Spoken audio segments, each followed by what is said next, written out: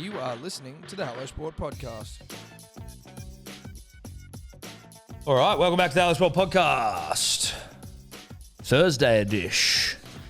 The home of unqualified opinion, unwavering bias, and unprepared hosts. Now, I mean, I don't know about preparation when it comes to the Thursday pod. As Eddy starts texting 3 seconds into the episode. Yes. I didn't text. I was text. Oh, you were texted. Okay. I was texted. Texted. Look, how are you? I'm good. Yeah. I'm good, mate. I'm my knee's a bit banged up. Went for a big run yesterday. Oh, big? Yeah, 10Ks. You did a 10K? Did 10Ks yesterday. Wow. Yeah. And the knee just sore afterwards. Sore afterwards, Tom. Now, you could say, Edward, did you stretch properly before this undertaking? And I would have said to you, no. You just I went out. still have the mind of a 20-year-old, Yeah. but the body of a 30-year-old. You can't stretch your knees, though. That's just pavement pounding. Well, isn't it? but look, maybe it's the muscles around it. I don't know, Tom. Yeah. I'm not a Physio. no. Look, that may shock the punter and the dribbler, but Yeah. I'm not classically trained as a physio. 10Ks. 10Ks. What splits were you knocking out? 4:31. Oh, fucking hell. We're at the big lift yesterday. It was just feeling good. Yeah. You know what I mean? Is that your best splits? Is that the quickest I've done Yeah. to date? Yeah. Well, yeah. Like, Let's say when you're running 5Ks, you're doing less than 4:31 yeah, splits? Yeah. What are you doing? I did 4:11s the other day. Jesus, man. What the fuck? That's wild. Are you running every day? Not every day, no. I've fucking plateaued. We're doing like this this fucking like in our slippery barks. Obviously the fucking Oztag team of the podcast. We haven't played since fucking whenever. But the November 1 comp starting up. Right. We're all pumped. Anyway, someone suggested let's do a 30-day challenge. And so it's like it's been good. It's kept me going. Just what, exercise every day? Is that what, is Notch part of that? No, he's doing something He's different. doing some swimming. He's fucked his knee or his ankle or something, so he's swimming 30 every like. He's swimming a K every day or something. Yeah. I bumped into him when I was doing my swimming down at Clovelly, and I'm like, damn, dude, there is just a gulf between us physically, just in appearance. He's a big boy though. He's humongous. He's dude. massive, yeah. I know it doesn't mean anything to anyone else listening, but he's huge, broad, fucking huge chest, Barrel chested, and fucking cut. And he's like 6 foot. Yeah, 5. He's not 6'5", 6'4". He'd be 6'4". 6'3", 6'4". Yeah, he's tall. He's tall. But he's a presence. Oh yeah. Notcha. Hairy, like a man. You know what I Yeah. mean? Like a man. Yeah, he's a man. I'm sure he'll appreciate that. Oh, he'll love that, mate. Speaking of, the Thick Ropes County 11 also returning, Eddy, in October. There you can see it's all happening. Everything's opening up. It's opening up. Nature finds a way. Nature does find a way. Obviously, the Slippery Bucks were robbed of a Div 2 Winter Comp Premiership. I mean, we're undefeated. We're fucking Until the grand final. taking names, taking souls. We didn't play the grand final. Oh, it got shut down. Do you know what I mean? Yeah. So now it's business time as we head into the summer. And I assume that comp, they don't go back and finish it off. They just go the Fuck comp. no, it's abandoned. You're not going to go pick up an old comp from fucking winter. Mate, I mean, if you want your ring, maybe you do. You know what I mean? They can't even get New South Wales Cup off the ground, let alone fucking. What's more valuable? Let's be honest. Well, let's be honest. What is more valuable? We are due to start again for the Thick Ropes County 11 in the Last Man Standing 2020 competition in Sydney, October 17, I believe. Do your own research. But bottom division, I think we're Div 8. Start at the bottom. That's what we always do. Well, actually, we started way too high and we got pumped every single week. So starting at the bottom, where I still think we probably will struggle, feels right. Well, it feels right for you. If you come last in Division 8, you are shit. I think we'll get a couple of wins. But we got some new audience since the last time we even fucking played. But we went a season and a half without a win when we first started. And the opposition teams kept telling us that they were like setting records. They're like, we've never scored this many runs. We were like, thank you so much. Don't tell us that when we're shaking hands after the game, but whatever. Well, you can only be honest, can't you? Well, yeah, but I mean, you don't need to say that. That was like forthcoming with information that really just didn't need to happen. But I'm excited to get back into it. I'll tell you what else. If you're wondering what this is in front of us. I am actually. Yeah, well, I was when I walked in as well. So Steph, my lovely wife, she is just officially on maternity leave today. we're in some serious countdown mode to babies, dude. Like fucking, I only heard this from her yesterday. So like full term pregnancy is between 38 and 40 weeks. And then anything over that is like whatever the fuck more than full term is, where it's like, all right, we've got to start looking at inducing labor and shit. So basically that's next week. She's at full term. So it's like, she's at 38 weeks next week. And she's got friends who are like, so she's 37 weeks today. She's got fucking friends that have their baby on 37 weeks. Like I could have another baby in a week. Fucking. Are you serious? Yeah. Fuck me, Dad. Yeah, it's mental. Are you prepared? Well, I wasn't as prepared as I am now, which D or Dave, the sweetheart. Oh, well done. Bought us a care package. What a lovely boy. And look at this, there's some good shit in here. Obviously, for people that don't have kids, you probably won't care. We got some dummies, got some these cooling teethers. So when the babies are teething, you put these things in the freezer, these jelly things, and then they come out and they can bite on them. Helps teething. Soft touch bottle. Is this from your old man's brand? Or Yeah. So here's his Pigeon? Yeah, Pigeon. There you go. So Dio Dave's old man, Pigeon. Shout out to Pigeon. Shout out to Papa Bloom. What a thoughtful package. He's a thoughtful guy, Dave. Some toothbrushes, liquid cleanser. Now, I didn't know about this, obviously, until I had a kid, but this is like soap for veggies that doesn't like fucking, that's not soap, right? Like you don't want to put soap on. No, that would be sauce. shoe madness. That's madness. But you soak vegetables like fresh produce and shit in this stuff in the sink. Mwah. Steph loves it. She's going to be very happy with this but day. does Papa love it?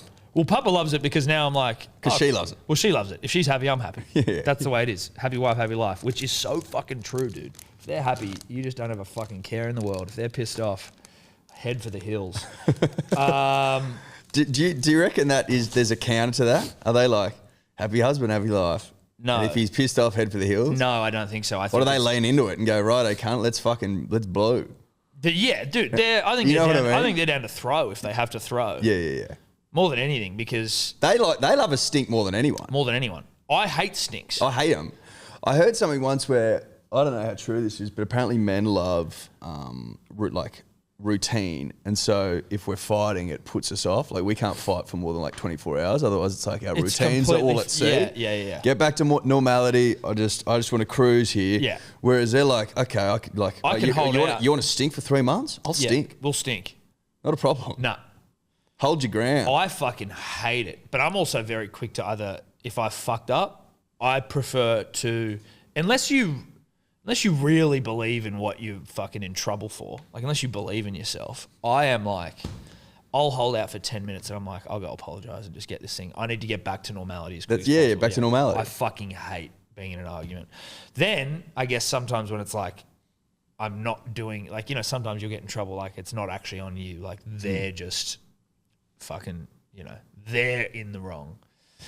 And sometimes you got to bite down on the fucking mouthpiece and just get ready for battle, Just go, I'm not budging an inch. Put the mouth guard in and fucking get to ripping. Metaphorical mouth guard, Of obviously, course. punters and dribblers. Not talking about a legitimate 12-round Although sanctioned Steph would boxing fucking fight. probably pump you. She'd probably pump you. Comfortably. Yeah, she's got that Eastern European Yeah, fire fuck in her yeah. belly. 100%. Had the 11 year with Ella yesterday. I saw that. Congratulations. thanks, mate. 11 years. Yep. You're catching me. Well, I never will, unless you stop. Unless she leaves me. Yeah, which has happened before. It has happened before. Let's hope that doesn't happen again. Be a bit different this time, mate. Yeah, I think so. It'll be a bit more consequency. Consequency, sure. Yeah. What did you do? You guys usually like to go all out for your fucking anniversaries. Wasn't much we could do, mate. That's what Given I mean. given the times, punters and dribblers, we'll do something later in the year. Well, you must have done something. Yeah, though. I saw a little Instagram post. Yeah, we went for a walk around Manly, and then got you can get takeaway meals from a place called Buster. It's like an Italian restaurant down there, and you sort of do it yourself at home, which was nice. Cooked it. Couple of Negronis, some rosé. Were you with the Some tiramisu. Oh yeah, you love your tiramisu. Or do we have a mate who loves tiramisu more than anyone else? My mate Nick Mallet loves tiramisu more than anyone. He's called the Tiramisu Monster. He loves tiramisu. Like when we went to Europe, he'd pound a couple every night. Just fucking couldn't get enough tiramisu. Yeah. That's an addiction. Yeah, he's got a tiramisu problem. I don't know if he's curbed that or not, but he certainly at one point in time had a real affinity for tiramisu. I mean, it's hard to argue. I love It's not bad. tiramisu. Tiramisu. Ella's like, oh, I don't know if I love tiramisu. I'm like, I love tiramisu. I'd say I'm more with Ella. I don't love it, but I get it. You get that sort of that sponge in there, and the cream, and the fucking cocoa, and the dude. For me, if there's coffee, tier one, it's just a cheesecake of any fucking. But cheesecakes sit on a vast spectrum, I think. But they sit head and shoulders above anything else. I don't think so. I would disagree with that. A good cheesecake is above anything else in existence. I like cheesecake. But you don't love cheesecake. But I don't like... You love tiramisu. I love tiramisu. Whereas I like tiramisu, love cheesecake. Yeah. I had a cheesecake the other day that wasn't up to cheesecake standard. But you're going to get that anywhere. You're going to get tiramisu that's not up to tiramisu standards. Yeah, but the elite of the elite in both class, elite tiramisu, elite cheesecake, I think cheesecake. What cheese do they use in cheesecake? That's a good question. I'm going to say it's probably something like, and I'm only going off this because I feel like I'm guessing, but like... Well, you are guessing. Philadelphia cheese or some shit. Yeah. Philadelphia cheese. Yeah. Is that right? He's right, yeah. It says ingredients, common ingredients, cream cheese, lemon, egg, butter, vanilla, sugar, sour cream, and graham crackers. There you Graham go. crackers. Graham crackers. Have you made one before? Me? Yeah. No. I've made a tiramisu before. You've made a tiramisu? I have, yeah. Dude, I think you're the tiramisu monster. Yeah. We had Italian night once when we lived in Bondi, and I made a tiramisu. A what night? Like Italian. Like. Oh, Italian. I said Atari. I'm like, the video game fucking company? No. Yeah, look. How'd we get here? I don't know. What I did want to say when we first... you're that's it. You're 11 years. Did you get a gift? No. No. I get it. See, for me as well, we had a anniversary. I'm like, I got you a ring fucking 11 months ago. Yeah. I've paid my dues. Yeah, exactly. In full. Yeah. But like... You almost don't get one again. I'd be happy with that. Just go to dinner. But see, now I've got like 2 anniversaries. We've got a wedding anniversary. Which one do you pick? Well, I haven't had a wedding anniversary yet because we only got. But like I was talking about that. Like, do you just abandon the first one, or just a gentle nod in the morning?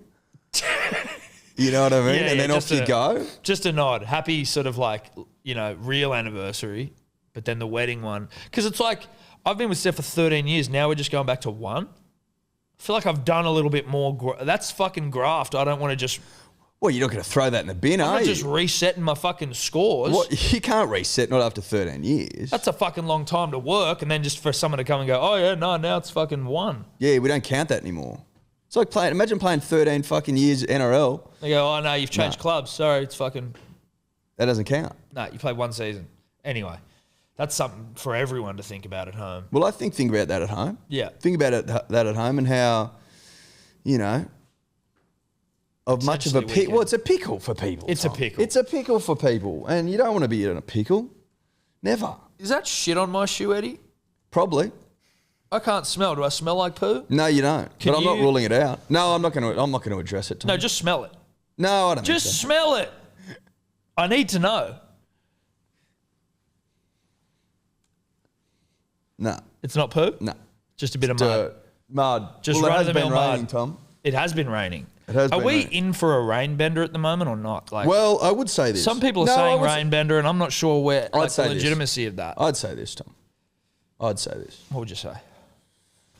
The forecast was for big rains yesterday. Woke up sunny. We got a bit yesterday, but then it fucking cleared and it was sort of all over the shop. Today they took rain. It's fucking sunny as all get out. As we were coming here, though, I did see some dark, gloomy, ominous motherfuckers in the distance. But if I'm running an eye over my weather app, Tom, I would like personally to see sun into rain. Don't just give me rain emojis, because then I'm fucking waking up thinking I've got to put a bloody raincoat on. Yes. I don't own a raincoat. I own a rain, like a jacket. Like a windbreaker. Like, yeah. I had a walk with That's a also mate. waterproof. I went for a walk with a mate yesterday, and he's like, bring a raincoat. And I'm like, I don't have a fucking raincoat. So I wore a puffer jacket, which soaked. But it looked like the illusion of it being weatherproof. But it wasn't. It wasn't. I knew that as well going in, but I was like, well, fuck it. This is all I got. It's like when you go camp. Have you ever been camping, right? And then you put the wet weather thing over the top, and then you realise through the night that it's like it's waterproof to a point. Yeah, so it's like, if there's a light foggy mist that rolls through, your tent won't get wet. There won't be dew on it. But if it pisses down, you're fucked. Yeah, it leaks in. Yeah. And then you're all at sea. Yeah. And you're thinking to yourself, you sold me on a waterproof why tent. is this not waterproof? Why do I need to buy like a fucking raincoat for my tent? Yeah, and a hoochie or whatever. What's the point? What's the point of that? Shouldn't it come ready to fucking rock and roll? I'm not the biggest camp guy, punters and dribblers. No, neither am I. I don't know what I'm talking about, but I've been to festivals before where I've fucking come back to the tent and it's fucking soaked and I had to sleep in the car. All because I was sold on this tent that was supposed to be waterproof, because why wouldn't it be? What's the point of it? Surely it's got to be all purpose, all season, all weather. Surely. Or at least be obviously like otherwise advertising that it's not. Otherwise, I'll fucking sleep outside under the stars. Do you know what I mean? You may as well. What's the difference? There is no difference. So that pisses me off, Tom. Yep. But my raincoat is a little bit of that sort of like it wouldn't stand up to gale force stuff. No. Again, it probably would be like a drizzle. Yeah, it's a drizzle. Drizzle proof. It's drizzle proof. It's drizzle proof, but it's not rain proof. Meteorologists need to step the fuck up. Oh, yeah. Because for too long they've been mediocre. Mediocre at best. Mediocre meteorologists. Mediocre meteorologists. That's a tongue twister. That's a twister right there. Fuck, that's a twister. Mediocre meteorologist. No. Meteorologists. Mediocre meteorologists. Meteorologists. Fuck me dead. Both cunts of words. Now. Thursday pod. I think to myself, with all the advancements in technology, with all of the, innovations at our fingertips. We've got rovers. Weather balloons. Fuck, you got rovers on Mars. But like, I feel like, and this is vibe and vibe alone, in the last 20 years, there has been no improvement at all. In the predicting of weather. I'd say that's pretty fair. It still seems like a real vibe. I think it's vibe. It's a vibe profession where they're like, oh, yeah, it's going to rain, but then suddenly it doesn't. It's like, how haven't you got to a point where you can predict this thing with like just absolute... Especially day of or like day before. People that look at 7-day forecasts, I go, you got rocks in your head, mate. Put your 7-day forecast away. Stick it up your Some ass. people look to 28 days and shit. I go, you just... What are you talking about? They can't predict the weather the next day, let alone a 7-day forecast. Oh, it's raining this weekend. I'm like, yeah, it might rain this weekend, bro. It might be a fucking rip snorter. Yeah, that's always the way. It's like, rain predicted, no rain. Shit house. Shit house. It is what it is, though. Shout out to the weather people of this great nation. Do your job better, or at least acknowledge that 98% of your job is vibe. And then we're comfortable. We go, look, they feel like it might rain today. If you come out and you say, listen, I've done a doctorate in vibe, because, if I'm a fucking doctor of meteorology, you're basically a doctor in vibe. Then I'm cool with that. Well, what about when they do the temperature where they go, the temperature's 29 degrees, feels like it's 33. I'm like, what the fuck does that mean? Well, that's vibe, dude. Yeah. That's vibe if ever I've fucking seen it. Yeah. What feels like? Yeah, how do you know what fucking 33 feels like? Yeah. What if I'm running high? Yeah, exactly. What if I'm going for a run? To me, it feels like 40. It's 40 degrees. You fucking tell me it's 29, but it feels like 36. Does it? Based on what? Are we just going off your body temperature? What's your office like? Is it climate controlled? You got a Fujitsu running? Like, what's going on? Yeah, exactly. Is there a light breeze kicking around? Are you near the coast? Are you inland? Are you on concrete? Are you on grass? Are you in a basement? Are you up top? What's the ventilation like? Where are you taking this from? Where does it feel like 33? In the shade, in the sun, in a bath? Is this how they do feels like? They lick the finger and just jam it in the air. Now, I know traditionally you get a pretty good gauge on wind direction. That's more a wind direction thing, but I mean, it's all vibe at that point. As soon as you say feels like, vibe. Complete vibe. I check out then. What does the wetting of the licking, the sucking of the finger do to help you identify wind direction? Does it make your finger more sensitive? Maybe? Potentially, because maybe you're feeling it dry. Do you know what I mean? I completely do. I don't know what that is. That's one of those. It does help, or at least it feels like it does. Or is that just like a power band thing? It's doing nothing. nothing. Power balance bracelet for wind direction? Just suck your finger and hold it up. Well, Dave- yeah, so whichever direction the cool side of your finger is facing, that's the direction the wind is coming from. Okay, thank you, Dave. Thank you, Dave. That's why you're here. That's why you're here. I think it's also worth, obviously, Dave. I thank you again for the and Papa Bloom for the beautiful pigeon care package. But I think Dave probably deserves a little respect put on his name as well after his golden beak effort. I think so. I think that's absolutely fair. He went the big lift. The Golden Beaks went off. Night of Nights. Yeah, Rugby League's Night of Night. Critical acclaim. Head over to Bloke's YouTube if you want to check that out. It was a great night. A lot of fun had by all. Some incredible award recipients. Yeah. But Dior Dave donned his mother's dress. He put on some very sort of elegant gloves. Yeah. He looked beautiful. Had the hair straightened. Yeah, had the hair straightened and then came out and shook his little booty all over the fucking set. Yeah. He made the night. He made the night. He tied everything together. He did. It was, you know, it was like, if Dave wasn't there, it'd be like a tiramisu with no coffee in it. I mean, it wouldn't make any sense. It wouldn't make sense. Dave was the coffee in our tiramisu that was the award nights. That's right. He was the cheese in the cheesecake. Well, there you go. That could be the nicest thing anyone's ever said to me. Thank you. Well, you know, that's what we're here for. Well, look, you know, we're always here to pump you up, Dave. Yeah. But it was a great night. I was a bit worried going into it, but I've got some good reports back on it and some surprising reports from the punters and dribblers. So, you know. You were worried about what? About, you know, getting all frocked up? Well, yeah, I don't know. Nothing specific, but just nervous of how it'll be received. But I would say surprisingly well. And Overwhelming positivity. yes, in some cases, a bit too much positivity. Well, I think you certainly had some people. You got tongues wagging. Yeah, you got tongues wagging. I think there was, but some people as well, like, you know, feeling things they'd never felt before. Certainly like lead in the pencil sort of situation. yeah, confusing lead in the pencil. Did you see the photo, just as Eddy sits here and pounds a bit of red ice vape? The photo that some dribbler put on the punters and dribblers page. Shout out to the punters and dribblers page for hitting 10K. Fucking P's and D's in there as well.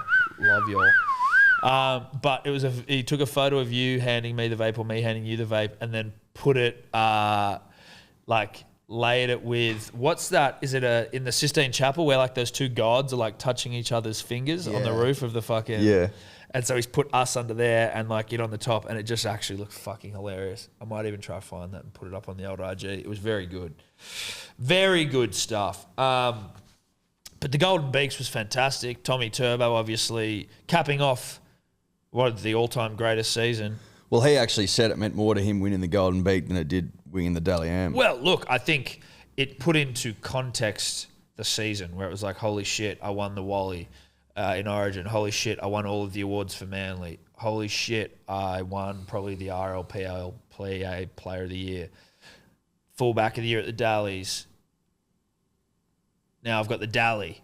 Now I've got the actual Dally around my neck. Least amount of games to ever do it. His average points, Dally M points per game, would have seen him rack up 50 Dally M points that he played a full season, which is the most by 15 points. The most of all time by 15 points. Like he got 3 points less than Thurston did in 2005, and Thurston played 22 games. And then he rolls it into a Golden Beak. It's the greatest season of all time. That's also the thing when everyone's comparing fucking Hayne and Barber and shit. It's like he did it in 15 games. And he got us from last to fourth to a prelim. So no, he didn't make the grand final.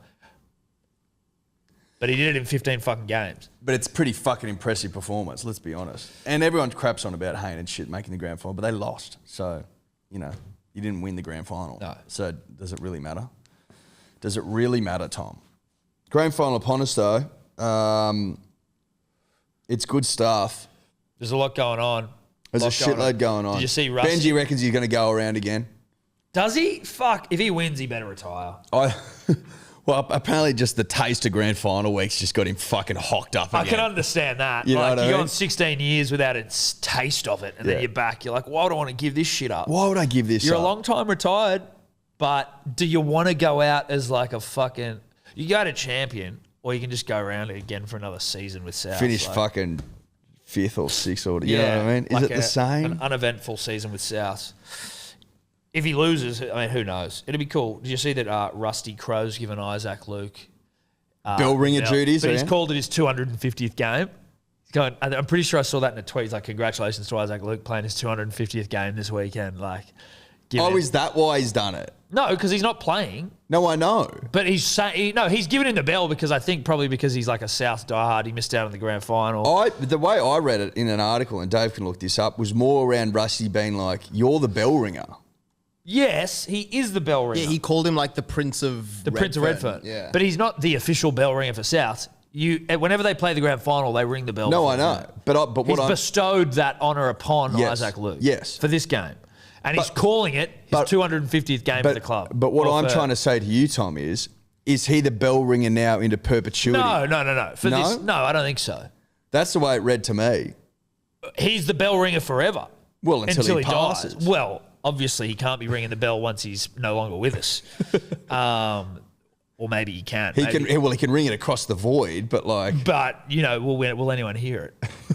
Not in this dimension. No, exactly. So I mean, sure. They need a wormhole of sorts. Well, they need a bell ringer in this dimension, I think, is where we're getting to. That's what we're pointing. That was my look. I've interpreted a fucking shitload for a bloke that didn't read the article. I'll say that. And I haven't read the article either. I glanced at a tweet.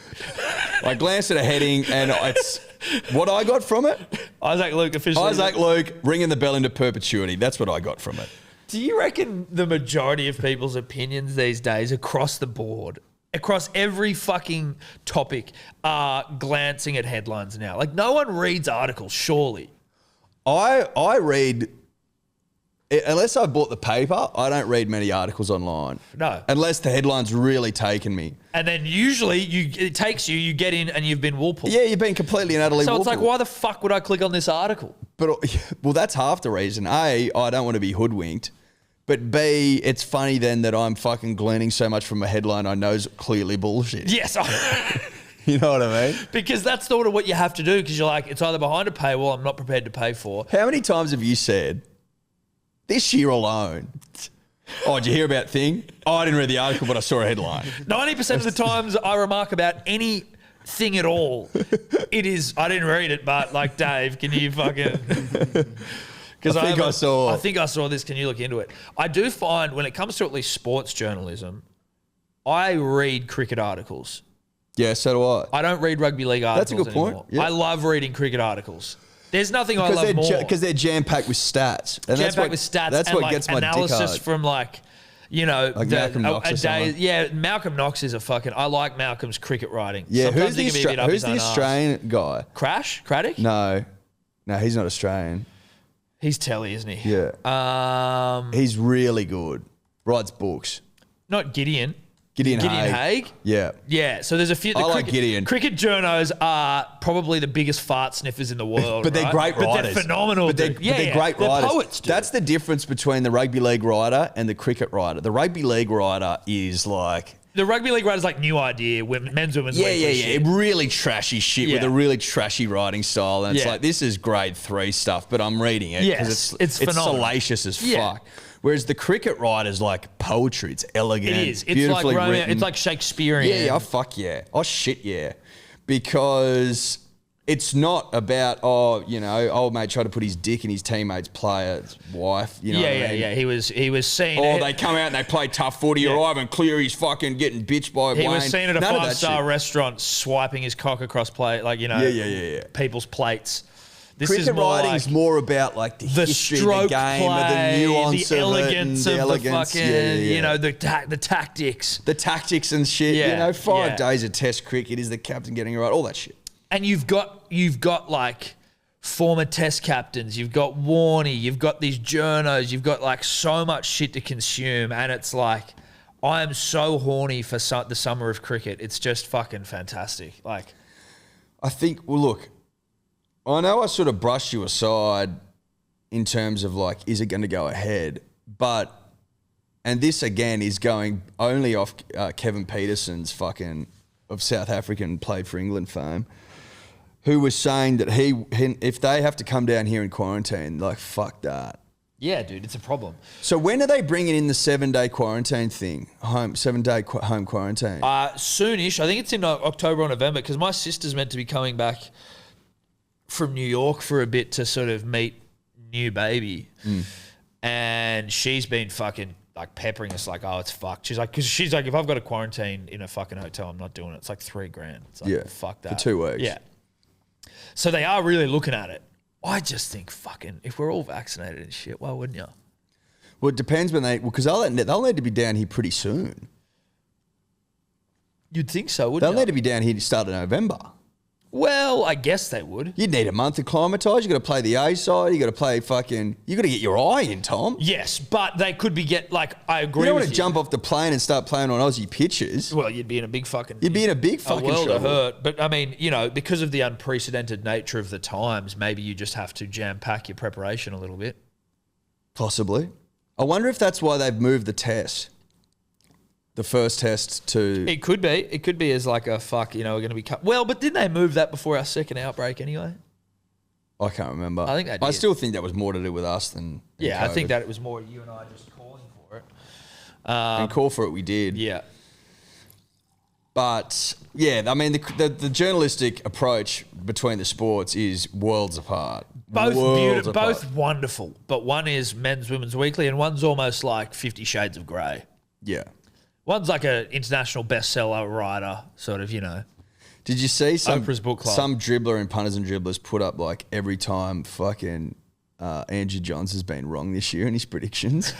So often. Really? Yeah, so often. And like he's come out today being like, what an idiot I am, because he basically said that South without Latrella go out in straight sets. Oh, yeah, And now he's picking them. now we say they'll win the comp. Like even the great Joey Johns, who is one of the, he's the greatest player of all time and a hell of an analyst, can't predict for shit. No, I mean, they should really be looking at us. Oh, fuck yeah. Seriously, with the units we've scooped With the units we're scooped NRL. on about even, we're fucking on fire. Like, and that's the thing about NRL. Apparently, it is the hardest game to sort of get a read on, and this is Rain Man's words, not ours, in the world. Impossible to model. That's a lot to do with the shorter amount of time, though, isn't it? And then when you've got the analysts who don't know what the fuck's going on, like I was listening on the radio today, though I think it was fucking Triple M or someone. They had a tipping comp. Phil Gould, who knows arguably more about rugby league than anyone you could fucking poke a stick at. He came dead last in the tipping comp. Dead last. Yeah, right. I mean, it's been a tough season to pick. But yes and no. Well, actually, that's it's true. It's actually been easier. It got to a point where it became very easy. It was like 13 plus fucking, who's playing? Shit team or good team? Good team? They'll win 13 plus. Like every week. Yeah. It's actually been easier than ever. Because you haven't had those random upsets. Yeah, really. that's true. You had a couple. You've had a couple of random upsets. Not really. No. Well, Manly to Newcastle. Look, how many games did fucking Storm lose this year in the regular season? 2? 2, and they were at the start. Panthers lost 3. Rabbitohs lost 3. Like, it's pretty fucking predictable from that perspective. That's true. That's true. The lower games, though. Obviously, the dog shit at the bottom of the table where you've got absolute rubbish playing absolute rubbish. Like, yeah, sure, it's been a little bit difficult, but it hasn't. I still don't think it's been impossible. No. Not from a point of view where Joey Johns has got a fucking post dedicated to him about how many times he was wrong this year. I might try find that. Yeah, try find that. Can we get it on the TV? Yeah, I'll have a look. And then Phil Gould coming dead last. It's interesting. It illuminates how hard rugby league is to pick. Matty Johns said on his thing with Cronk the other day that he thinks Isaiah Yeo is the most intelligent player in the competition. Smarter than Tommy. Than anyone. He says he's the most intelligent player in the competition. And he says if South can shut him down, then they win. And what's he basing that on? Or was that just a headline? No. That wasn't a headline. It was a grab from their show. But it was something around, he picked a play in the game against Melbourne where he basically touched the ball 4 consecutive tackles where it was like he was either a link man or he was direct. Like he was dictating the fucking where the play went. And I think did they end up scoring on the end of the play? I don't know. But it was just something where it was like the way he involves himself and the way that he, the way he was choosing whether to get into an arm wrestle with Melbourne, like, so whether it was just going fucking through the middle and barging, or then it was like, you know what, let's now push it a bit wider and go to which you'd think was a playmaker's fucking thing. But I mean, like, I guess the 13 does play the ball a lot more. Anyway, I just thought that was interesting. There's not much else I can give to it because I'm not an analyst. I'm a dribbler. Yeah, so here's the first one. Benji is the modern day Michelangelo, but it won't be enough against the Raiders. I think they won by fucking 30 points or 40 points. I think he scored a heap of tries. So this is the Joey, every time Joey got it wrong. Yeah. And has a dribbler gone through and found all of these? Yes. Holy shit. No days off for the dribbler. No days off for the dribbler. I also think it's worth shouting out, I don't know the guy's name, but whoever did the one that was he made the edit of the Beers Soon shirts and put Nose Beers Soon and put fucking Munster cheese and... Did you see something as well? I saw this in Punters and Dribblers earlier. Have a fucking... Listen to this. This is genius stuff. Hopefully it's in here. A lot of microwave dinners going on in the off-season. So, Angus Bowen, shout out, bro, said, is this the smartest piece of rugby league players union negotiation since the 40-hour working week? And he's taken a grab. There's no drug testing at this time of year under the RLPA agreement. So they've basically negotiated that you can't test players at this time of year because they know the players rip and tear. Really?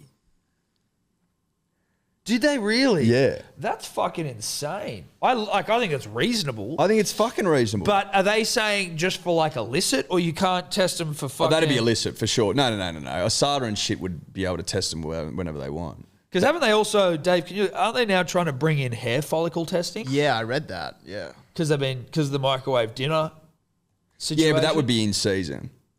Yeah, clearly. Right. No, I don't think... You can't be testing hair follicles post-season, can you? That's fucking Well, insane. not under the RLPA agreement, Tom.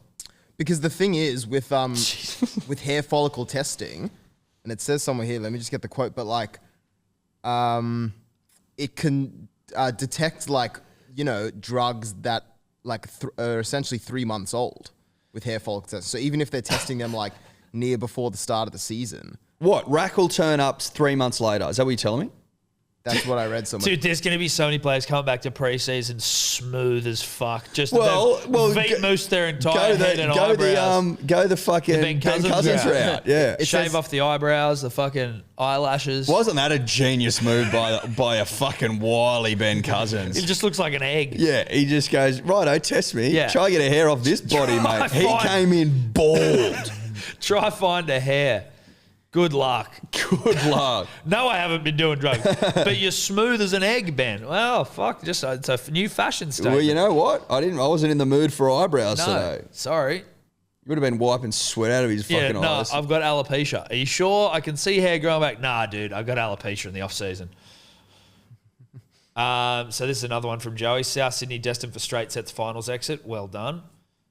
I admit I got it horribly wrong about Latrell Mitchell. Like many, I was adamant Mitchell wasn't a fullback. As Souths take on Brisbane in Thursday Night Football, I admit I got it wrong. April. Without question, the Storm will be their grand final day. Big game club. Been there before. Their defence is almost impossible to break down, especially on a dewy night game with a slippery ball, and their attack has evolved as this season's gone on. Well, in fairness to him, it wasn't played at night. No. South Sydney destined for straight sets. Seen it. John's fears... Star Storm utility Nico Hines won't make Melbourne 17 in final.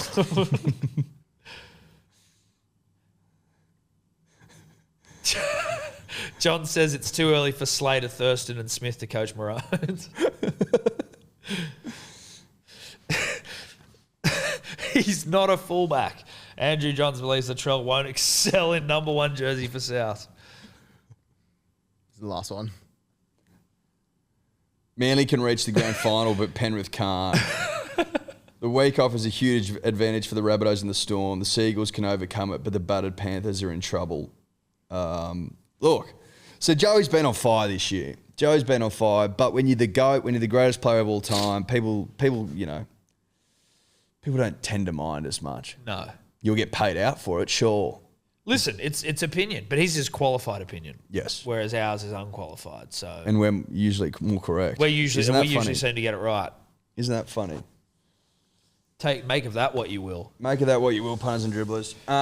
But so who do you reckon this weekend, honestly? I think Penrith. I think Penrith. Is Dylan Edwards playing? I think he has to pass one fitness test. But did you see that stat that no team has lost consecutive grand finals since the Dragons in 92, Yeah, but that's not true because the Roosters lost 2003 and 2004. Oh, yeah, sorry, since then. Yeah, no one's lost since then. I saw that though as well. They did win 2002. Yeah. Yes, but they lost consecutive. Yeah, but no team has lost 2 since then. Yes. I think Penrith will win it, and I don't care. I think both have great storylines. But I would also like South to win. I think there's more cool storylines for South.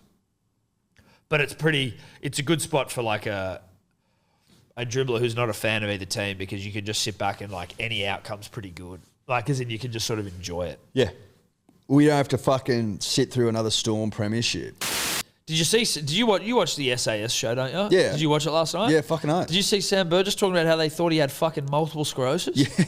That was fucking hectic. Yeah, it was. And now he's got to get like tested every 6 months or something to check on his brain. He's like, yeah, dude, I'm pretty sure I got some fucking brain damage. Yeah, because there was white dots and shit on his brain, and Yeah. they're like, well, this could develop into MS. They said it had nothing to do with concussion either, just that it was. Oh, really? Yeah. Didn't he say that he thinks it's linked? No, I think he said it's not linked, but they were checking for concussion shit. Like they were checking his brain for like effects of concussion because I think maybe he'd had a concussion in the game. Yeah. And then they called him and were like, dude, we think you might have multiple sclerosis. And then he went in and they're like, okay, you don't have it, but these dots Yes. could be. That's fucking terrifying, dude. Mate, I tell you, you watched last night? I don't watch it. I've only started if I remember, I'll have a look because I know you are obsessed with it. Well, I mean, I don't watch as much as I'd like to. We've got fucking about even on, so I miss the Tuesdays. Some Mondays I catch. You don't record it? Well, I could go back, but I haven't. I just haven't. Yeah. But I've watched enough of it. Oh, you know what? I'm glad you haven't gone back to watch it. Last night they had to carry 70 kilo sandbags, 10 Ks. And like Yana Pittman's fucking, she rips, bro. She's an athlete. Fucking oh, she is. But like Heath Shaw, the AFL player, and Sam Burgess were paired together. I'm like, that is such an advantage. I know. You just thought but they were like shred. 3Ks behind because they couldn't work out how to wrap their fucking the poles up and shit. What they have in physical prowess, they lack in intelligence. Yeah. So their ability to build a fucking build a thing to carry the sandbags. And one of the chicks asked Sam Burgess, she's like the producer, she's like, do you think you can like think quickly, like think on your feet? And he pauses for ages. He goes, that's right. And he goes, clearly not. Yeah, he seems to be coming off quite well in that. He's coming off really well. It's a PR masterstroke, I think. Yeah. And I don't think anyone's denying that he's like a fucking lovely bloke and shit. He's just a bit of a rat. He's a rat bag past. Yeah, he's a piglet with some rat, and he's prone to rat baggery, but not necessarily like a bad human. I also think that everyone has the ability to evolve, grow, change. You know, like you look at someone like Mike Tyson, who is obviously great example. He went to fucking prison for rape, which is disgraceful. And in modern times, you would never make a comeback from that. He still fucking denies it to this day. Not that that matters. He was fucking found guilty. I'm not making any justifications. But when you talk about the ability for someone to grow and change, he seems like an evolved human being compared to the psychopath that he was as a young child or as a young man. 100%. Like in interviews you listen to him, he seems like a different person. Yeah. Like chilled out a lot. I saw him more perspective. I saw him on a fucking podcast, that Logan Paul Impulsive podcast, which I don't actually watch, but I saw a clip of it. Forgive my block nose. You know what the deal is. And he grabbed a handful of magic mushrooms. And I'm talking a fucking hero dose. Just grabbed a handful of them off whoever the fuck was talking to him and just went, oh, and just ate the whole thing. And I was like, oh. Who did that? Mike Tyson. When? On the fucking podcast, on the Impulsive podcast. He goes, it's all natural, it's all fungus, that's why we all are, we're all fungus, and just starts fucking chewing it. Are you serious? No water, no nothing, just dry, and he's like picking it out of his teeth. The guy's like, can you have some water, dude? It's all in your teeth. He's like, I'm not done. And he's Oh trying to my get it down. God, Iron Mike. Yeah. They're like, are you sure you can do that? He's like, I used to do coke. It's like... Have you seen those photos of his, like him at parties and shit walking And he's got around? coke all over his nose. He's got coke all over his face, Yeah. bro. Not even over his No, nose. it's all over It's his face. fucking everywhere. Have you heard that story about Johnny Knoxville when he was with Matty Johns in Australia? No. When he's what? When he was in Australia and he was on the Matty Johns show, or like whatever show it was, with Matty Johns. I heard it, I think, on Tom Cashman's podcast, who's a comedian who used to be a writer on Matty Johns, and he was saying that... What's the podcast called? I think it's called The Good Stuff. Yeah. And basically he was saying like him and Matty, Johnny Knoxville and Matty were in the car together going somewhere, and they got pulled over by cops just like routinely or something. And Johnny's like, oh shit, like I've got some pills on me now. And he kind of just looks around and just takes them. Johnny. Fucking wild. That wouldn't make sense. That wouldn't surprise me at all. Those guys are wild motherfuckers. Fucking or at hell. least they were. I think they've all like, a lot of them are now like recovering drug addicts or have died. So Yeah. I'm looking forward to the new Jackass though. yeah, same dude. I can't wait for that. Bam Margera is... He's gone. He's gone. He's off the reservation. He's an alcoholic. I feel sorry for him, but like... It's tough to watch. Yeah, it is, because he's fucking... Because they scrapped him for the show because he kept fucking... They just said, like, in his contract, you can't be getting fucked up. Like, you got to be sober. And then he's not. And then he comes out just trying to bash it. Like, you know, if there was any, like, if you had any sort of unsurety, that's not the word, but, like, about reservation about whether they were fair in their reasoning for, like, kicking him off the show, if just follow him on Instagram and you go, oh, okay, I see why. I see what's going on. He goes on serious rants and like those fucking notes and shit he writes. It's like, it's dark. It's dark as fuck. Oh, this was funny. Yeah. Hogan put up a fucking post on his Twitter. Damn, Bam. I wish you were still with us. I sure would love to hang out again, my brother. Miss you. Bam, I'm alive, brother, but miss you too.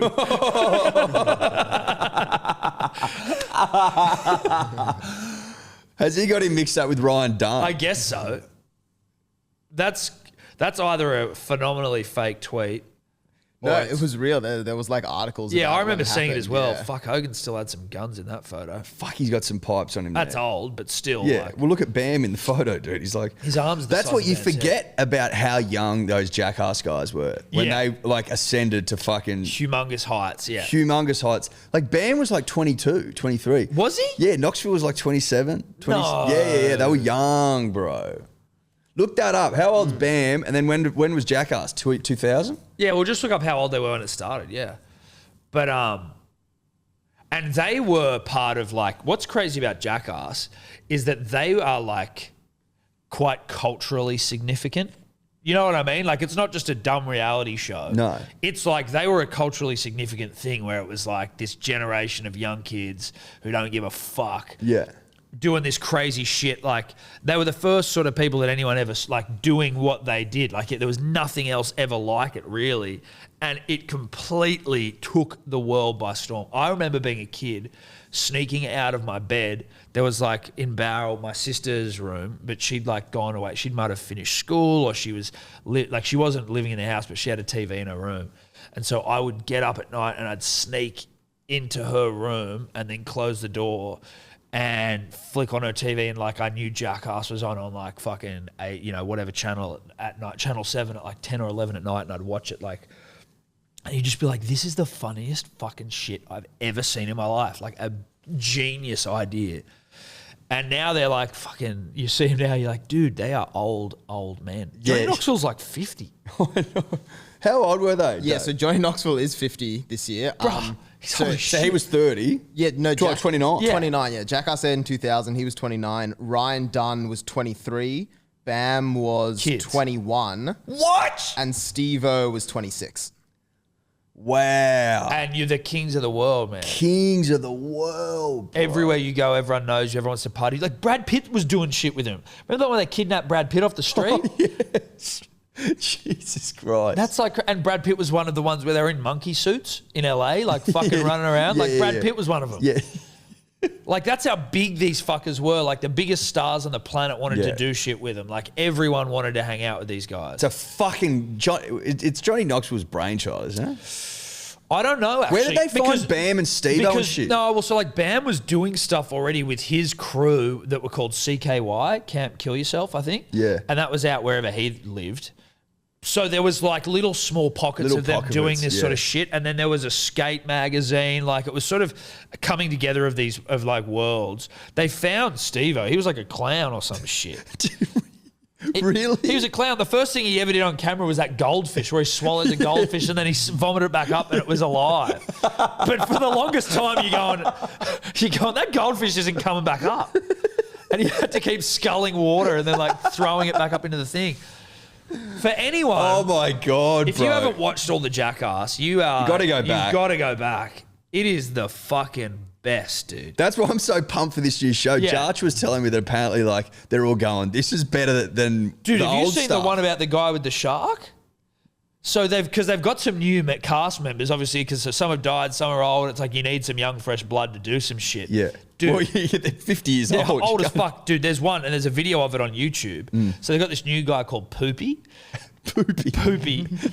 They go out to somewhere in the water where there's mako sharks and they chum up the water so these sharks are all fucking hungry as shit. Yeah. And they're dragging Poopy on a wakeboard across a ramp and he's meant to hit this ramp and jump this thing of swarming makos. They're not going quick enough and he lands in the fucking thing of makos and it bites his fucking hand and his hand is severed.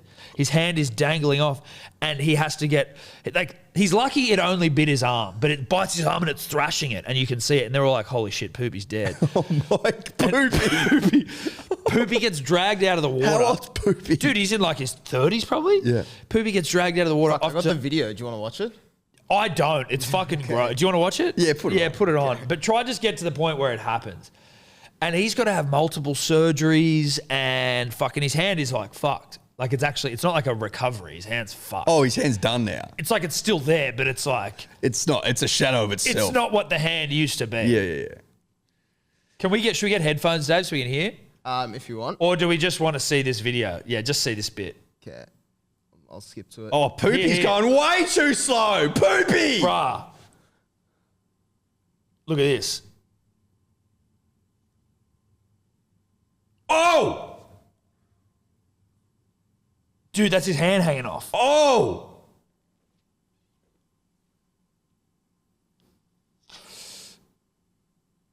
Look at these psychos jumping off the water into the water for him.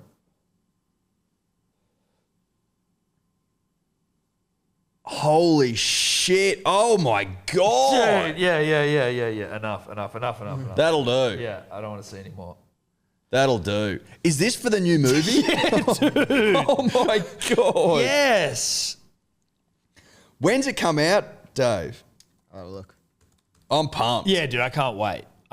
But like that's fucked up. dude, they were like, He's going so slow. That's a big jump. They've set him up for failure there. It's like they've given him like a 10-meter like runner. the reality is you can't be going quick enough. There is no speed that's too quick for Poopy there. But if it is, it's like he needs 500 meters of fucking But what I mean is, wind-up. what I'm saying is, you can definitely go too slow in that situation.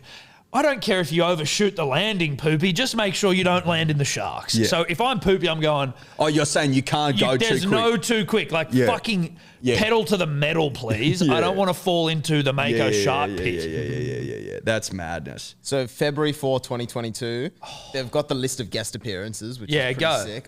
Eric Andre, Tori Belleci, who was the dude from Mythbusters, Tony Hawk, Matt Hoffman, Matty Hoffman. BMX rider. Yeah. Someone, Aaron. Matt Hoffman had his own game. Yeah, dude, he was the king. He was a Who king. was the other one that I think he might have killed himself? There was Matt Hoffman and Matt Harris, Sarah. Can you Google like? There was another gun BMX rider. There's Matt Hoffman. Just go get, like BMX rider dies or like BMX Dave legend. Mirra. Dave Mirra. Anyway, who else? Aaron Homoki, some skateboarder. Francis Ngannou. Machine Gun Kelly. Francis Ngannou's definitely punching someone. Yeah, 100%. Tyler the Creator. Danielle O'Toole. Rob Dyrdek, Chris Raab, and the Dudesons. Apparently the Dudesons are still going Yeah, in they are. fucking Sweden or wherever But they're like, from. aren't they just like rocking up to schools and shit? Like, hey, we're the Dudesons. We're the guys that like jump in the snow. You know, like They've got they're their just- own theme park. Yeah. Oh, really? Yeah. Dude, I like that. Can Apparently you they're like, you know, killing it? well, Or, I like, think they're just like part of the fucking they're like national furniture heroes. Sort now, of national things. heroes, Can yeah. you? What's the Dudesons theme park? That's like a smart pivot Yeah, it is. Yeah. because they were cool as well, dude. MTV. MTV was so The good. MTV in the early 2000s, we've talked about it I before. know we with all have, that but Next like Bus it shit. was just so good. Now Look, it's he's like, old as fuck too. Yeah, he is. wanna watch Who's this that video? Yuka? He looks old as shit. Feels wanna like watch- Ravi, Yuka. Do we want to watch this one? How long is it? I don't really. I just want to see what it's. 2 minutes. Oh, 2 minutes, all right. Oh, an activity park. Yeah, I think it's like for kids and stuff. Yeah. Oh. Okay, Okay. that is less than That's what I lame. expected. That's yeah. as lame as it It's gets. fucking Sky Zone. Yeah, Yeah. it's Sky Zone. But again, I mean, get money. Sure. I think we've seen enough. Yeah. Yeah, okay, cool. Trampolines and shit. Crazy. But, and then they had all the spin-off shows. Bro, Wild Boys? Yep. Wild Boys an all-time show. What was Bam's called? Viva show? La Bam. Viva La Bam. That was great as well. They had some that weren't good. But Steve-O had his own show. Oh, he had Dr. Steve-O. That was weird. But he had Wild Boys. Like, that was the main one. Wild Boys was fucking awesome. Wasn't there a show called Steve-O as well? I don't know. He's got a podcast now, but Wild Boys was sick. Wild Boys was as good as anything. Like Viva La Bam was fucking... Viva La Bam was fucking hilarious. I think Viva La Bam went for more serious than even Jackass did. It might have. Viva La Bam was hectic. Viva La Bam was a fucking great show as well. And then but again, it spawned all these fucking shows like Rob and Big. Do you remember that with Rob Dyrdek and Big Black, who was like his security guard? Oh, yeah. They just lived together and did all this weird shit. And then it turned into Rob Dyrdek's Fantasy Factory, which was fucking good. There was Nitro Circus as well. Nitro Circus was good. yeah. That was like Jackass, but all of the people doing it were like professionals. They didn't want to hurt themselves as much, it would seem. I feel like Nitro Circus was born out of like that era, but it was also born out of, what was that motorcycle? Travis Pastrana. Yeah, but there was a motorcycle. They used to do tricks and backflips and shit and like travel around. Travis Pastrana. Oh, the Krusty Demons. yeah. Crusty Demons. Yeah. Yeah. Krusty Demons came to Demons. Dubbo once, dude, and I went. Oh, did ya? Yeah. How was it? It was hilarious. I mean, it was just them doing like backflips and crazy shit. Yeah, right? yeah, Like, yeah. Now it's Nitro Circus. But Krusty Demons, I think, is still a thing. Is it? Yeah, I met an Aussie dude who was on Krusty Demons once. I can't remember his name. Crusty Demons. That's exactly who it was. Yeah, Surprised they don't have their own energy drink or some shit. There was a video game. There was a Krusty Demons video game. Really? In 2006. Mate, back then they used to make video games for all the extreme sports all the time. Yeah. Like little spin-off and like I don't think they make them anymore really. The story revolves around the Krusty Demons who die in an accident at the start of the game, but are brought back to life by the devil. Just Oh, it's sure. throwing shit at the wall, trying to Yeah. okay, let's see if this hits. I just saw as well when I was on the old can that YouTube and Facebook have now banned all anti-vax. Like they're going to deplatform people for any anti-vax rhetoric and shit like that. How does that make you feel? Give me some vape. Well, it's one of those. It's a tricky one, mate. It is. It's a fucking tricky one because people know less than they think they do, and just because you read a couple of articles doesn't mean that you're qualified to have an opinion.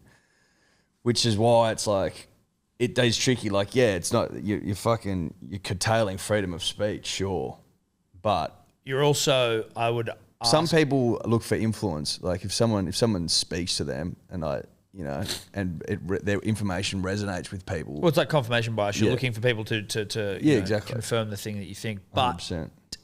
how does, I would be interested to know, like, who at these tech platforms is the medical expert determining what is considered anti-vax and what isn't, and like where the science is incorrect and where it isn't. Well, they would like if they're doing their job properly, they would need.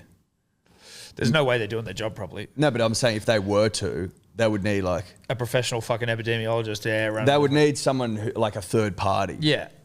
And the thing is, and I only know just off the fucking few posts that we have like taken down for shit every once in a while, where you're like, well, no one's looking at this, are they? This is like a computer algorithm that goes like, oh, this 100%. is hate speech, or we called someone a pom on a post and we get called for hate speech. We can't go live anymore. No, we can't go live. Which is madness. It's fucking You'd think madness. that like, based on the fact that we can't go live, presumably off the back of that hate speech post that got taken down because we called someone a pom, which is fucking That's just prisoner of Mother England. I think Yeah. we're Poms technically. Yes. But we just gave the word back But to it's them. also not a fucking term of hate speech. But it's not. But what I'm trying to say is they obviously see us as a threat, and if we go live, then we might be holding some sort of hate rally. Yeah, that to me is like, okay, so these tech giants aren't exactly equipped to accurately. The audience is too big. Like they're I know, talking but about that's the billions thing, right? of people. That's the thing. And then and even when I queried it with them, I go, I'd like a review of this, please. And they go, no, it's been upheld. I'm like, okay, well, no one reviewed it then, did they? Because you answered me, you reviewed it in like fucking half an hour. It wasn't reviewed. Of course, it wasn't fucking reviewed. But so many things would get flagged by their automation that there wouldn't be enough people to manually review things.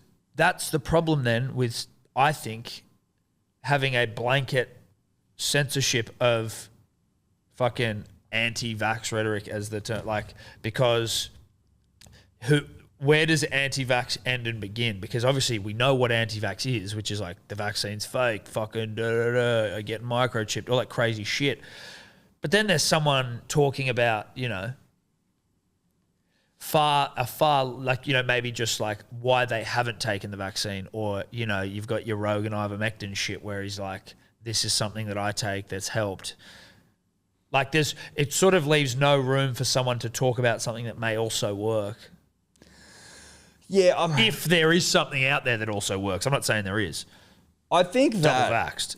Yeah, I think that the vaccine one's a funny one because if you go and read, just as an example, go and read the fucking the biology or the chemical makeup of the fucking vaccines. You have got to have studied medicines To get it for all. fucking 10 years just to read it. Yeah. Right, to read Just- the ingredients in toothpaste, you need to Just Exactly. and so the anti-vax one for me is there's so many cunts talking about shit when they clearly don't know what the fuck they're talking about. Yeah. The vaccines have been approved all around the globe by independent bodies to infer, Australia, for example, we were fucking good, mate. We were chilling. There was no need for us, if there was any risk at all, to fucking approve these vaccines if they were dangerous in any sense when there was no cases, right? That's why with AstraZeneca, they were like, don't take it. Like, they were as precautious as they could be, Yeah. right? But then cunts coming out fucking talking about vaccines, it's bullshit and all that. I'm like, so the vaccine one's hard for me to get on board, but seeing how they'll use that as an excuse to fucking, curtail free speech, and then they apply it to other things, right? Yeah, and you're that's what's scary. That's the scary thing where you go, Because what's next? yeah, what's next? And then once it's all sorted, do they walk back their fucking... No, they never walk back. Nothing's the ever measures. walked back. They never go, okay, we just put this in place for this thing. Yeah. Anyway, who knows? Well, that's why they want to break down. That's why they're in America at least, they're very interested in breaking up these companies because they're too big and powerful. Yeah. They literally they control fucking everything. Everything. And for example, Instagram. There was something the other day where Ella's account, there was some security thing, and so they weren't answering the question correctly, and the codes were going to Steph's phone, and Steph was not available. Ella couldn't get onto Steph, but anyway, they ended up taking her fucking Instagram down. And when you look it up online, if it's deleted, if someone hacks in and deletes your account, you can't get it back. Even if it was you had fucking, for example, 1 million followers and it was your whole business. They're just yeah. You can't at all? No, that's the way it reads online. There is no, they create these things and then people have to buy into them to be relevant, in the modern age. They become a real cornerstone of a business. Yeah, exactly. But then if it fucks up, they just go stiff shit. You can't talk to anyone. You can't get onto anyone. You can't rectify the situation. It's impossible to get onto anyone. It's like if someone fucking rocked up, you had a store and you sold fucking belt buckles, and someone just came up and burnt your store down, and there was nothing you could do about it. There was no insurance. There was no fucking criminal prosecution of the person that did that. You imagine being able to insure social platforms. But you and can't. Shit. No, I know, but that's an It's interesting. fucking crazy. Look at Alex Jones. He said some fucked up shit. Sure. But there is a little bit of truth woven into it. Some of the he stuff was calling says, Epstein fucking years ago. Exactly. For example. We're He's not obviously Alex I'm Jones. not Alex Jones fans. I'm just saying. using him as an example. He was deplatformed a long time ago. And now he's fucked, technically. Yeah, I wonder. I wonder if he is still fucked. There are obviously ways you can still do it. For someone like him that's big enough, I think he can just build your own website. Or something. He might be a bad example, but No, but it's a good example. But he still had to. You got to go find a way. If we were fucking deplatformed on Instagram, we wouldn't be able to just go and like, oh, now we've got like our own private fucking website to come to and follow. Like people are going to be like, well, I'm on Instagram. I'm not on fucking, you're not relevant I'm not on anymore. your website. Imagine if they were just like, imagine if they dribble and yarn became illegal. For example, punters and dribblers. They're coming for us. And they came for us and fucking, you know, Spotify and Apple were like, you're off, and YouTube were like, you're off, and fucking Instagram were like, you're off. What then? We've got to go get jobs. See you later. Yeah, see ya. It's all over. Whoops. Thank God I held on to my high vis. And my fucking steel caps. It's crazy the power they've got, those motherfuckers. Crazy. And their interpretation of what information they'll allow is more in alignment with their beliefs. Political ideology. Like there was one where, so David Portnoy. People say that they're pressured by fucking, you know, big pharma and all that shit. But I think it's more in the case of like they're not prepared to entertain the other side. But the thing is that they're like, they shouldn't be politically aligned. But they are. They're left as fuck. Yeah. So like the Twitter, Dave Portnoy. You don't think they're left, Dave? I don't think so, really. Bruz. I like Twitter couldn't be more fucking left if they tried. They like you don't see any like, you only see right-wing fucking people get deplatformed off Twitter. Okay, name me one like famous left, like hard left, like there are hard right, you know, commentators we know. Can you name one hard left commentator? AOC. Hard left? Not quite.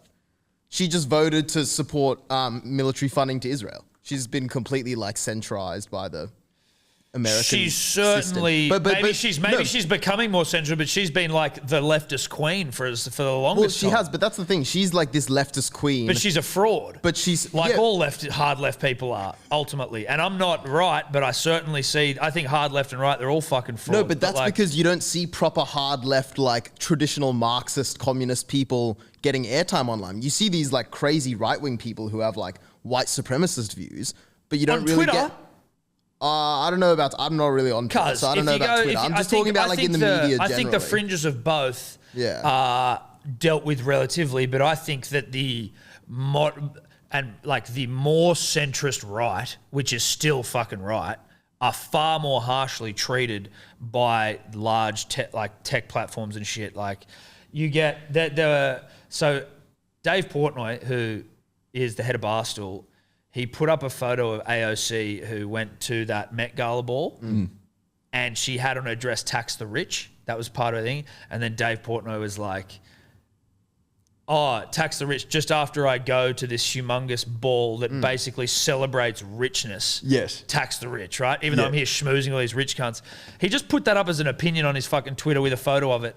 And then it got flagged by Twitter so that anytime you saw it, it was like, this has been taken out of context. Click here to see what actually... It's like, how is an opinion taken out of fucking context? Like, he's just giving his opinion, which ultimately, if you look at it, it costs like $240,000 a table to go to those. But see, I don't see that as a right-wing comment. To me, that's a left-wing comment because that's the criticism she was getting. It's not, but he's seen as a right-wing figure. Yeah, but because he's attacking a left. He's attacking a left-wing person. But she copped it from all sides for that, which was hilarious. Yeah, but they went out of their way to flag his comment and be like, here's the real point. Here's the real fucking... opinion, and this was taken out of context. See the real context here. That's a lot of fucking legwork for one person, one account. And again, it's at risk of sounding like a fucking anti-vaxxer, which is, it's tough. That's the thing, you can barely talk about it. But like, when there was because the lab leak theory, I think has become quite a prominent, almost a commonly accepted one to a degree in terms of how coronavirus started. Well, I think they're just saying. There's a coronavirus lab in Wuhan. Well, I think they were just going, listen, they were studying it in Wuhan, and then there's coronavirus in Wuhan. Yeah. I don't think it's a wild fucking joining of the dots. No, but there are people who have been deplatformed from Twitter because when they were initially saying that this was a theory, people were like, that's fucking outrageous. Well, remember Trump was saying it, and people were like, how dare you and shit? And he's like calling it the Chinese flu. Yeah. Everyone calls it the Spanish flu, even though... I don't even think it was Spanish. No. But that's what they call it. No one bats an eyelid. No one bats an eyelid. So it's just those things where it's like, It's political correctness gone fucking mad. All right, Brandy. What do you say? All right, Brandy. Brandy. Alexander, remember when when Tapau got his hair pulled and the dude copped a penalty, Brandy's like, this is political correctness gone mad. You don't remember that in the Manly game? No. Yeah, but I don't think you should be able to pull a man's hair. Yeah, but that's not political. Yeah, you shouldn't, but I think he was just stretching a bit for that. Wait, but was Brandy saying you should be able to pull a man's hair? I think so. Really? Well, he said, yeah, the penalty, yeah. He was because it wasn't like a purposeful grab. He grabbed and then let go when he realised and got penalised. Yeah, I think Brandy at that point maybe misusing the term. Yeah. Look, Brandy's played a lot of first grade footy, and Yeah, it's not exactly political correctness. The term political correctness gone mad probably does get used. It's almost like it's like the Southern Cross tattoo of sort of like political of commentary where you're going like, oh, okay. Unfortunately, the Southern Cross at one point was just a representation of the nation that people could get behind. Now you just seem like a racist. So it's like political correctness. It's like Australia Day. Like Australia, if you're fucking got the bloody Australian flag out the window on Australia Day, you look like a fucking racist. You look like a racist. You may as well have the fucking the what's the American Confederate? the Confederate flag. Like go down to Bondi, for example, on Australia Day, you won't see a single flag down there. No, people are just like, ugh. Yeah. I guess it's why Not touching that. Nah, not worth it. Not worth it. I'm basically racist. But you know what I mean? Like, Well, that doesn't make you racist. Of course it doesn't. But people fucking... But I also think most people don't. It's always the way. Most people don't think you are, but it's the loud... But the thing with Australia Day is that people are just like, change the date, which I'm completely like, I get that because it's steeped in fucking, racial oppression of the indigenous people. So it's like, why wouldn't we just change it? It's only been around for a fucking... Since the 80s. Since the 80s and 90s. Late 80s, Who I think. gives a 87. fuck? Not long. No. Anyway, that probably draws to a close the political Yeah, look. portion of the podcast. I think so. I mean, We Tom always- and I are we going to always talk dip our politics for toes. maybe 5 minutes. We dip our toes in. Well, it's not going to be more than 5, 6, 7 minutes. You're not going to come out of it with any greater understanding of anything. You know why? Because we don't know what we're talking about. We have no idea what we're talking about. We're regurgitating things we might have read in a headline. Yeah, we dance around fucking opinions without having any of our own, even though we sort of do, but are they ours? No, they're usually informed by someone else. They're appropriated. Yeah. Like everyone else. Yep.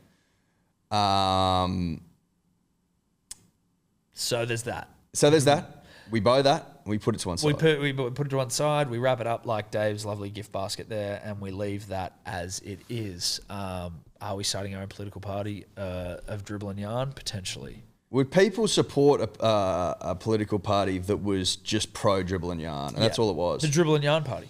And it celebrated dribble and yarn and Unqualified opinion, unwavering wavering bias. bias. Well, would you say that dribble and yarn is already, in a political way, is already quite prevalent in politics? Because I find these politicians will say a lot. They'll dribble for a long time without really saying that much and nothing with conviction either. Well, you've got to be able to dribble, but they don't yarn. Well, yeah, but they also they will never acknowledge unqualified opinion, unwavering bias. They dribble and yarn and try and pretend like it is well informed and unbiased and legitimate opinion, whereas we come from a complete place of transparency in that we don't know what the fuck we're talking about.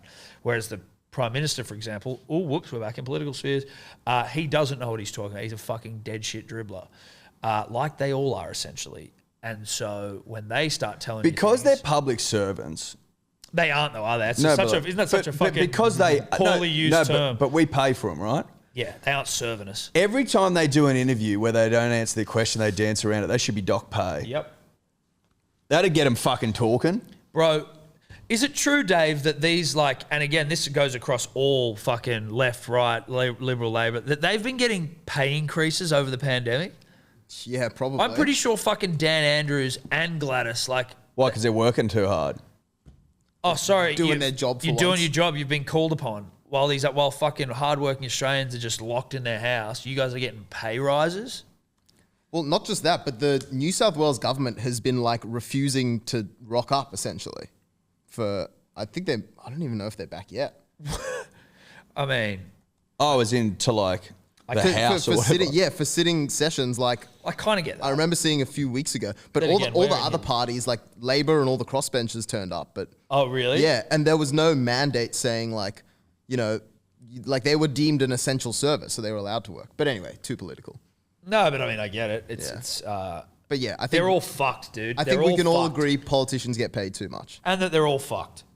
Because if you really want to do it, you usually... Or do they get paid too little because it attracts a certain Well, that's the breed? thing is there's some quote... Because I all don't the know if fucking it's like- all the weapons are in the private sector because they're chasing that big bicky. Yeah, but they- also private sector's filled with some fucking questionable cunts as well. And ex-politicians. Yeah. I'm not saying that there is some shady fuckers in there. I'm saying that like you would say generally speaking that most of the weapons Yeah, people are good. who are great at their job Yeah. are in the private sector. Yeah. Whereas you've got these... Because sort of they're like, incentivized to be. to do... Yeah, whereas the politicians... And they're incentivized to do a great job. But I wonder whether you have... If you paid them less, then it's the people that are only in it for the right reasons. Yeah, which well, is like helping. There's this quote by It's Harry... not money. It's about fucking So they're actually so pay them way less Yeah. or pay them fuckloads more. But if it's fuckloads, you incentivize the dog cunts are still going to be incentivized to get in there. And it's all about backstabbing and fucking being like, you know, shady. That's also one of those things where it's like when it comes to people like Underhand and backstabbing is not going to go away though. but when you see the people, like when you see these large amounts of people who don't trust the vaccine or the government, it's like, because the government in many other areas aren't trustworthy. That's the thing where I'm like, sometimes I'm shocked by how shocked people are that there are like all these anti-vaxxers out there.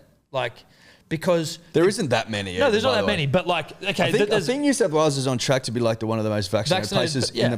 in the world. But just when you go like the government, people talk about how, let's remove like coronavirus and all that shit from it. The general rhetoric around politicians and government is that they're shady and they fucking lie to you. Like, that's it. They're full of shit. They don't answer questions. They dance around the fucking truth. There's many different areas where they're fucking shady across the years. So like, to me, it's sometimes a little bit shocking when people are like, what? Well, that's what they're saying. This is what the government's saying. It's like, yeah, but they also fucking lie about a lot of other stuff. I'm not saying they're lying about coronavirus. I've removed coronavirus from this conversation. But it's a problem, especially in these Indigenous communities, now that the government's trying to get them vaccinated, because in Indigenous communities, like more so than the rest of the nation, like you don't trust the government because they've spent the last 100 years trying to fuck you over. So, so now it's like, oh, we kind of have to trust them with this. And it's hard to build that trust back up. 100%. Yeah, people don't forget, and it wasn't that long ago they were getting completely ringed. So And still are to a degree. certainly, well, You know what I mean? yeah, for sure. Well, I mean, they're still getting ringed societally speaking. Yeah. But I mean, there was like an active government policy to fuck them over. Yes, not yes. that long ago. No, I know, exactly. Like, that's what's, like, really not that long ago at all. No, like what, 70 years ago, 60 where they years weren't ago? they weren't even considered human. I think that was the 1960s, what, 50 years ago? That is... That's not long. That's fucking half a generation. Mate. It's half someone's life who lives to 100. There Not are that some long. fucking premiership droughts that You're are almost 50 as long. soon. Exactly. That's unfair. That's 18 years, you're 50. Dude, that's scat. That's almost the amount of years I've been out of school. There you go.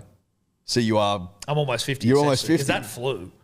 I'm 50 in a fucking... You're 50 in a fucking... Click of the fingers. That's what's scary as we really tie tight the political chat. We've wrapped it up. We've gone. It's bowed. But that is terrifying. When you think about, like, I remember when I was young and like your parents and even now, they're like, mate, it goes quick. You know, oh, life goes quick. The time from finishing school to now has been the quickest period of my life without a shadow of a doubt. What's that for you? 15 years next year, I 14. think. Yeah, next year. 14 years now. Yeah, 14 years. Almost like, I think they're getting close to doing their HSC. So it's basically 14 years now. 14 years, right? Like, that goes so quickly. It's like a blink of an eye. You wake up and you're fucking 32 and you got a bad back and fucking bad knees and you can't run 10Ks. Well, you can. But like... I'm not 32 though. No, you're not.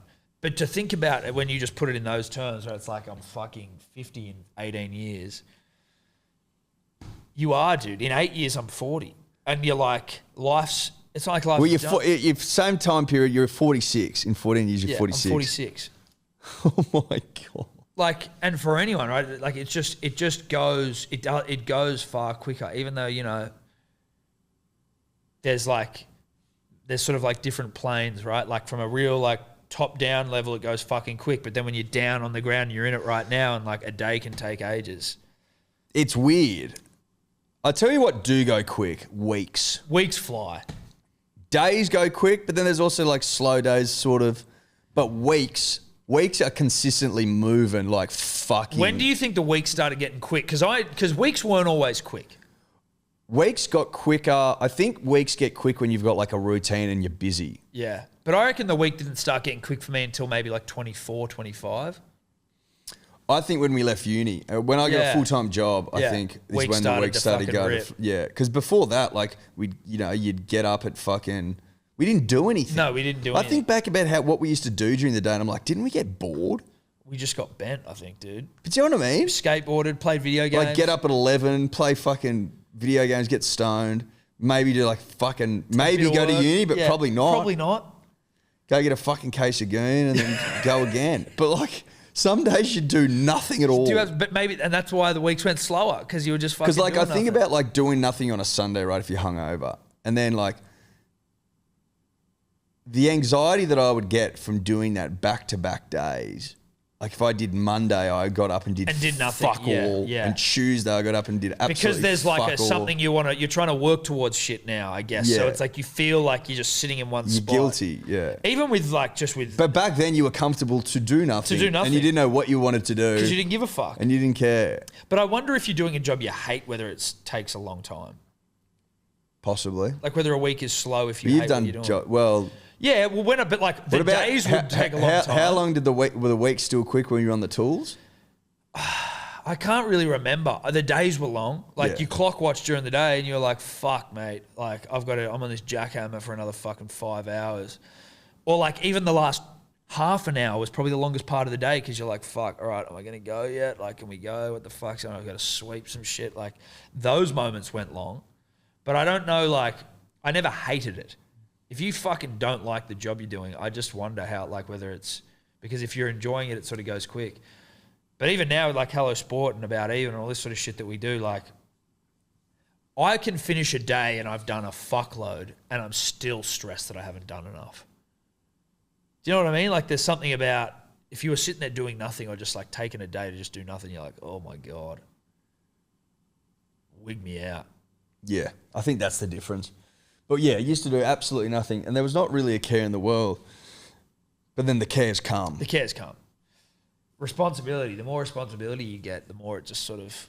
The best was like, first or second year of uni when you're like, I've still got like 2 to 3 years of uni to go. Yeah. Like that's a nice buffer. That's a nice buffer. I don't really need to worry about anything. No, I've got nothing to worry about except for like, just like some sort of a job that will provide me income. But you're not thinking about that then. No, but I mean like you need some at that money. point in time, yeah. Oh, yeah. So you just have like money. I don't mean like what I'm doing for the rest of my life. It's Yeah. like, well, we just well, we would live off you. youth allowance, but like, then it'd be like, oh, maybe I'm fucking working in a bar, or like, was it Jarch who was at the dog food factory? Yeah, he did. I was at the fucking. You at the bread factory? Breadcrumb factory. I did like 4 shifts there. I was set the same punters and dribblers. The Breadcrumb factory was fucking brutal. So it was 6 p.m. till 6 a.m. You got a couple of breaks, but they weren't many. In this big fucking shed. And basically they would make bread and then they'd like fucking grind it up for breadcrumbs and it would like get shipped around the country. But my job was, and any fucking shit kicker entry level fucking job was that like there would be bread stacked up on these like carts, like trolleys, and you would like have all these fucking trolleys lined up and you would sort of go over to the trolley and get off like a fucking row of bread and then put it onto this sort of like table where there'd be a conveyor belt and you'd have to load up the bread. And so it would go up the conveyor belt into like the shredder. I didn't realize for some years later that like they told you that the machine wouldn't work if the bread wasn't like stacked together, like it'd fuck out. It wasn't until years later that was like a productivity fucking trick. Because you could slack, right? And then they were like, to make sure you were fucking pounding bread into this thing, they told you it wouldn't work if you didn't have the bread lined up. So to the point where you would have to have bread lined up, like stacked up, so that when you went to get another trolley of bread, you could come up and you'd have bread ready to go to slide on and make up the lost time of you going to get the next thing. So you Does that make sense? Yeah. So as in you always had like always had bread ready to go. The next cartridge of bread ready to go. Yeah. To load in. and you wouldn't really miss a beat. If you were to look at the conveyor belt, which was quite long, you wouldn't see many gaps in the bread. Right. So, but you could really just be dumping bread, like, as in. But you could just go, I'll dump bread, I won't stack it up and save it, and I'll meander over to the fucking trolley, and I might go for a piss or whatever, you know. So what I you mean? were like, having yeah, a fucking pounding bread. How many loaves do you reckon you get through in a shift? Bro, so much bread, dude. So much bread. The longest shifts of all time. And so you'd get home. Do you have headphones in or anything? The night shift you were allowed headphones because no one cared. Day shift you weren't. Why? And it was in a hot shed. Some cunt was doing that job during the day, no headphones, in a shed in the middle of summer. I'm like, there's not enough thoughts in the world. Mate. And cunts, like, I'd get home absolutely shagged and sleep till like 2, and then like the dread of like going back to this place. I did it like 3 times. Dude. Was just overwhelming. Yeah. I think I did it to pay off a Bali trip. I was going to Bali or something, so I had to get the money. Yeah, that was those. That's all you were doing those sort of jobs for, right? I was like, I need some money. But these guys would do that every night, and they're like, fucking, can I get overtime? And they'd stay back, and they'd try and add like a weekend shift and shit. And I'm like, holy fuck. Yeah, that's a fucking tough gig. Tough gig. Whereas at Jarch at the dog factory, he would get moved around every 2 hours to a different station. Yeah. Whereas I was just Were on you in bread. the fucking? He was in the full white onesie suit with a hairnet and a helmet and shit. Did you have to do that? I had a hairnet, yeah. I guess that makes sense. You don't want fucking hair and breadcrumbs. No, you don't. Quality control, Tom. Yeah, sure. The bread factory game. I don't think I ever did anything that scat. Well, I've already told my story about doing the fucking selling raffle tickets. I didn't get paid a cent for that. I didn't deserve a cent either. I bailed like after an hour. But you didn't do anything. Well, no. I mean, I caught a fucking train to Chester Hills. Shout out to Chester Hills. Yeah, the only other work we did was Mount Pan, like the Bathurst 1000. Yeah, what did I do? That was the easiest job in the world. Not for you. Had a bit more of a shit kickery job. The first year I had the best job. Like, we would just go in trucks at night and load up the cool rooms. But then the next year I was on dish pig duty. Yeah, dude, I jagged. Out the back, fucking pounding plates all day, bro. It was fucked up. I jagged the best job. Well, no, you go. I did that out at, like, we did the Australian Open once because it was like the same company would send you text being like, can you work? We're in Melbourne. No, Australian Open Golf was in. Oh, sorry. Was in Sydney. And I was on dish pig duty, and it was like in this fucking tent out the back, like the main, because the kitchen was next to like the function area or whatever. Yeah. And it was air conditioned, but our little fucking place at the back was not, because they were like, oh, we don't want the food to get cold. I'm like, sure. Righto. Okay. That was the longest 4 or 5 days of my entire life. Easily, comfortably, like so fucking long. You want to talk about clock watching? Holy But did you just have shit. to rinse them and then put them in a dishwasher, or were you cleaning these fucking? No, you got to put them in the dishy, Yeah, but right. still. No, I'm not. Plates are piling in. No, I get it. I'm just trying to. I was like, I would hope to crush. You're not actually solely responsible for the cleanliness of the dish. I hope it's getting put into something seriously hot. Well, no, it's getting put into those like Steam the, cleaner the fucking- steam, yeah. the kitchen grade fucking plate washers, and it just Yeah. pounds them out. Yeah. But even that wasn't enough, Tom. It was horrendous work. When I was in That aged me, that shit. when I was on my job that I did for Mount Panorama my job was sick. I was in a corporate box on the fucking finish line in the closest race in their history where both fucking cars were like fucking hooking it. And the box was purchased by these absolute fucking petrol head dribblers that tour around, like follow the races everywhere they go. And I don't know how much that shit cost, but it was a fucking room full of them. And they were as dribbly as it gets. All I had to do was stand there and just crack beers all day. I just stood in one spot and just crack beers and give them to them. But then, I don't know if they still do this with Bathurst, but like they have the fucking promo girls who are all just like super hot chicks, often from the uni, and they're just like in the tight fucking racing gear, and they just walk around from box to box, sit down with these fucking sleaze bag dudes and just shoot the shit. And then the girls came in and they were sitting around the table with these guys, and I'm just still cracking beers, not paying much attention. And again, the chicks are dressed very sexily. They're in leather and shit. They're in like with their tight tits leather out. and their tits are out and all that sort of stuff. Not literally out, but clavage. And then this guy comes up to me as I'm standing there at the bar, and he's like, "Can I get a beer?" Yeah. And he's like, "Oi, check this out." And I'm like, "Huh?" And he pulls out his phone and he was this fat fucking pig of a human. And he pulls out his phone, and it was a shit phone. Like, it was iPhone days, but this phone was, like, horrible. Yeah. And he's like, check this out. And I'm like, yeah. And I look at his phone, and he's been sitting across the table from one of these girls and taking just zoomed in close up, like, chest of just cleavage. And he's showing me, and I'm like, oh, he wanted to show you. He was showing, he's like, check this out. Oh, my God. And he's showing me the photos, and I'm like, righto, dude. And he keeps showing me, I'm like, yeah, okay, that's fucking disgusting. Anyway, and just moved on. I'm like, this is the sort of person, sorry to generalize, who buys a fucking corporate box at Bathurst on race week. Like, this is fucking disgusting. And I'm like, she's still in the room, dude. Like, why are you, firstly, like, what are you taking?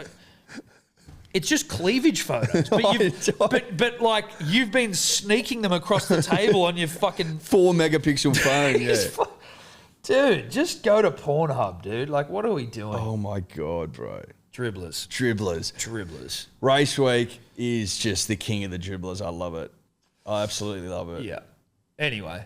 Good stuff. I think that's us. I think so. I think we leave it on that fucking disgusting note. Leave it on cleavage. If you didn't know already about Even Now on podcast, that's our betting show. It's still on YouTube. It is on podcast. I don't know what the fuck's going on. It's hard to find on Spotify at the moment. We are looking into it. No, it's up now. Is it fully easy to find? Yeah. Check yesterday.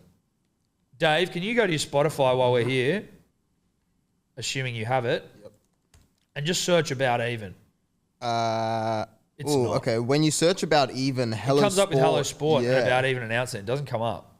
It came up for me yesterday. Guys, It does not come up. I don't know what the fuck's going on. Oh, if you type in About Even, it comes up. But it doesn't predict it for you. You know what I mean? Like, if I start writing Hello Sport. Really? I just typed in yeah. So hang on. If you type in About Even and then go to where it says podcasts and click on it, then it'll be there. So I'm assuming maybe it's just because it's new. It takes a while. Yeah. It's Is just that getting it? into its work. It's fucking annoying, but it is there. If you can't find it on Spotify, type in Shane Keith Productions. Also, if you go to link in our bio, it'll take you straight there. So it's easy enough. But it is on podcast now, still on YouTube. But we're just trying to provide more fucking content for the Pun and the Dribbler. So we sincerely apologise for going above and beyond for you day in, day out.